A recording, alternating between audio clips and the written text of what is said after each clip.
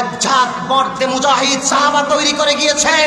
সেই সাহাবাদের অক্লান্ত পরিশ্রমের বিনিময়ে গোটা দুনিয়াব্যাপী কালেমার পতাকা উত্তীর্ণ হয়েছে। ঠিক তদ্রুপ ফজলুল করিম রহমাতুল্লাহ আলাইহি এদেশ ইসলামী রাজনীতির পথ দেখিয়ে দিয়েছেন। ইনশাআল্লাহ গোটা বাংলাদেশ ব্যাপী ইসলামের রাজ কায়েম হয়ে যাবে ইনশাআল্লাহ।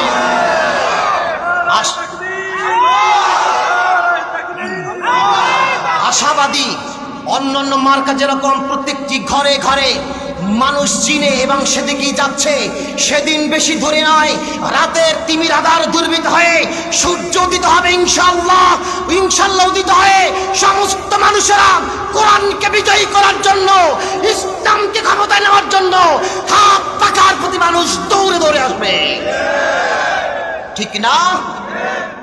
আজ যদি ইউনিয়ন পরিষদ থেকে শুরু করে, এমপির আসন থেকে শুরু করে, ওসিডিসির আসন শুরু করে, প্রিন্সিপালের আসন থেকে শুরু করে মন্ত্রিত্বের চেয়ার পর্যন্ত যদি একজন হাফিজে কোরআন হয়, ওমরের মতো, ওমর বিন আব্দুল আজিজের মতো যদি লোক হয়, সেই জামানাটাই হয়ে যাবে আল্লাহর রহমতি জামানা। কিন্তু কোরআনকে বাদ দিয়ে যদি দেশের বুকে শান্তি আনয়ন করতে চাই, কফল বলো 41 ডিগ্রি তাপমাত্রা, সেদিন বেশি দূরে নয়, 100 কোটিতে তাপমাত্রা বৃদ্ধি পাবে। কোরআন বাদ দিয়ে যদি, ডাক্তারের পরামর্শ বাদ দিয়ে যদি নিজস্ব মস্তিষ্ক দিয়ে অসুস্থ রোগীর চিকিৎসা শুরু করে অপারেশন, সেই রোগী মারা যেতে সময় লাগে না। সুতরাং আল্লাহর দেওয়া দিক নির্দেশনামূলক পথ কোরআনকে বাদ দিয়ে যদি ঘুমন্ত জাতিকে নিয়ে আদর্শ সমাজ গঠন করার চেষ্টা করতে চায়, সেই সমাজ ধ্বংস হতে বড় সময় হবে না।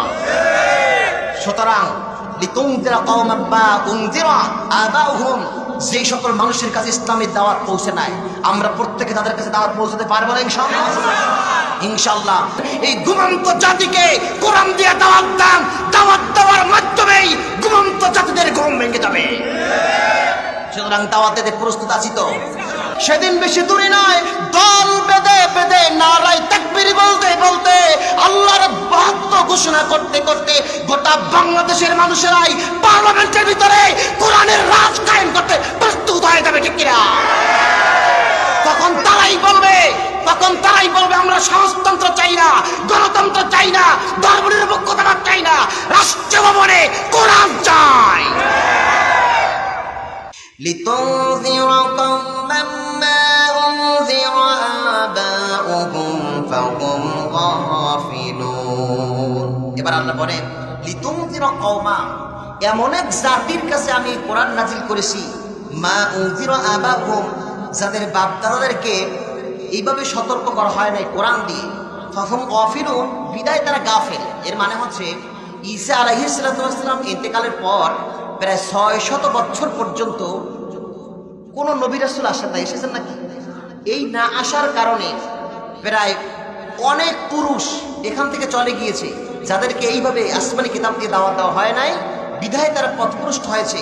এই জন্য লিতুনজিরা কওমা, আপনি এমন এক জাতিকে সতর্ক করুন, মা উনজিরা আবাহুম, যাদের পিতা মাতাদেরকে বা দাদাদেরকে এরকম দাওয়াত দেওয়া হয় নাই, সতর্ক করা হয় নাই, ফাহুম গাফিলুন, ফলে তারা গাফেল হয়েছে।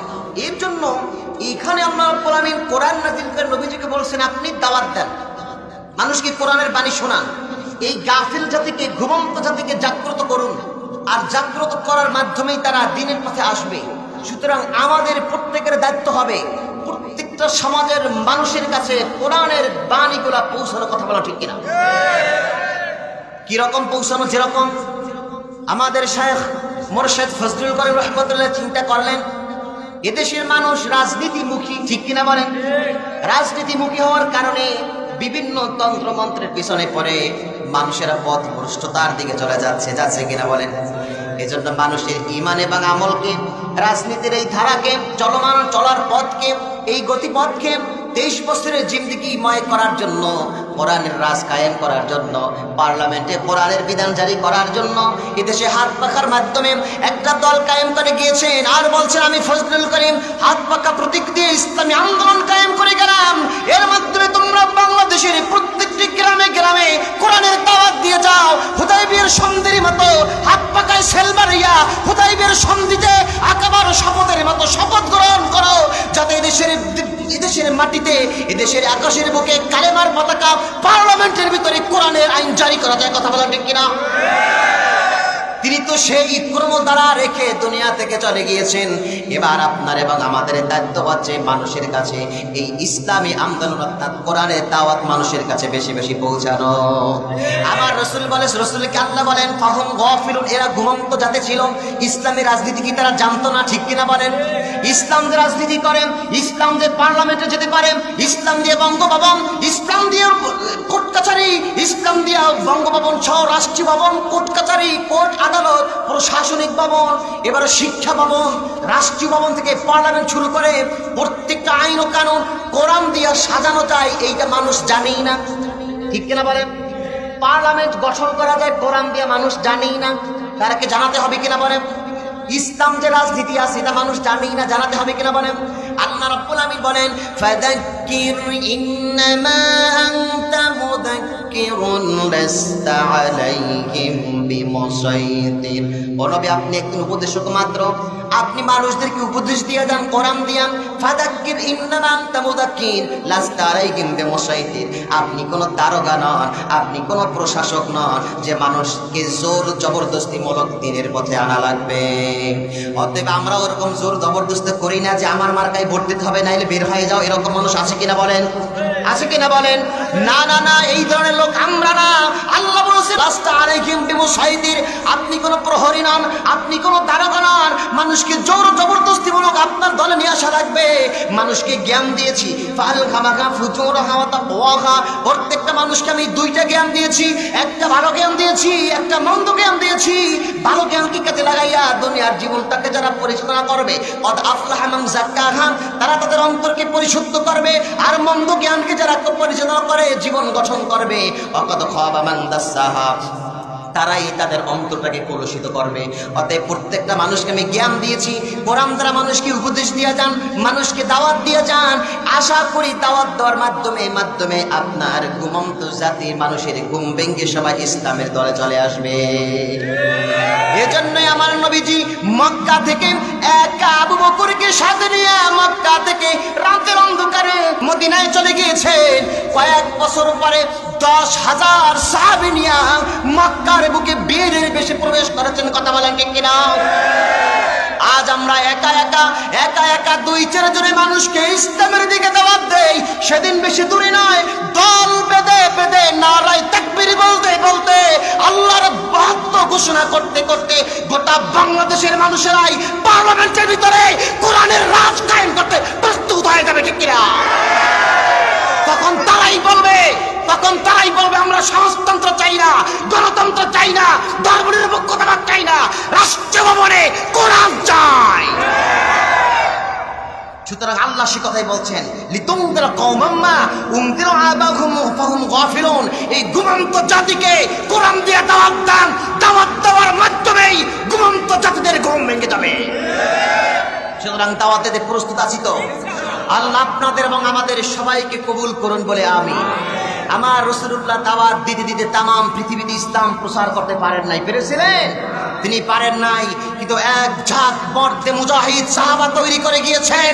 সেই সাহাবাদের অক্লান্ত পরিশ্রমের বিনিময়ে গোটা দুনিয়াব্যাপী কালেমার পতাকা উত্তীর্ণ হয়েছে। ঠিক তদ্রুপ ফজলুল করিম রাহমাতুল্লাহ আলাইহি এদেশে ইসলামী রাজনীতির পথ দেখিয়ে দিয়েছেন। ইনশাআল্লাহ গোটা বাংলাদেশ ব্যাপী ইসলামের রাজ কায়েম হয়ে যাবে ইনশাআল্লাহ।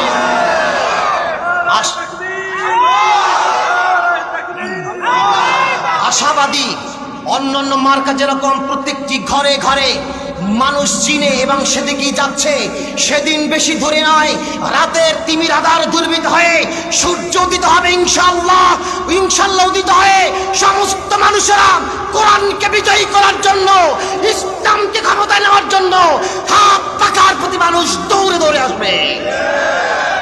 ঠিক না? আজ যদি ইউনিয়ন পরিষদ থেকে শুরু করে, এমপির আসন থেকে শুরু করে, ওসিডিসির আসন শুরু করে, প্রিন্সিপালের আসন থেকে শুরু করে মন্ত্রিত্বের চেয়ার পর্যন্ত যদি একজন হাফিজে কোরআন হয়, ওমরের মতো, ওমর বিন আব্দুল আজিজের মতো যদি লোক হয়, সেই জামানাটাই হয়ে যাবে আল্লাহর রহমতি জামানা। কিন্তু কোরআনকে বাদ দিয়ে যদি দেশের বুকে শান্তি আনয়ন করতে চাই, তখন বলো 41 ডিগ্রি তাপমাত্রা সেদিন বেশি দূরে নয়, 100 কোটিতে তাপমাত্রা বৃদ্ধি পাবে। কোরআন বাদ দিয়ে যদি, ডাক্তারের পরামর্শ বাদ দিয়ে যদি নিজস্ব মস্তিষ্ক দিয়ে অসুস্থ রোগীর চিকিৎসা শুরু করে অপারেশন, সেই রোগী মারা যেতে সময় লাগে না। সুতরাং আল্লাহর দেওয়া দিক নির্দেশনামূলক পথ কোরআনকে বাদ দিয়ে যদি ঘুমন্ত জাতিকে নিয়ে আদর্শ সমাজ গঠন করার চেষ্টা করতে চায়, সেই সমাজ ধ্বংস হতে করতে সময় লাগবে না। সুতরাং লিতুনজিরা কওমান মা উনজিরা আবাউহুম, যে সকল মানুষের কাছে ইসলামের দাওয়াত পৌঁছে নাই, আমরা প্রত্যেকে তাদের কাছে দাওয়াত পৌঁছাতে পারবো না ইনশাআল্লাহ।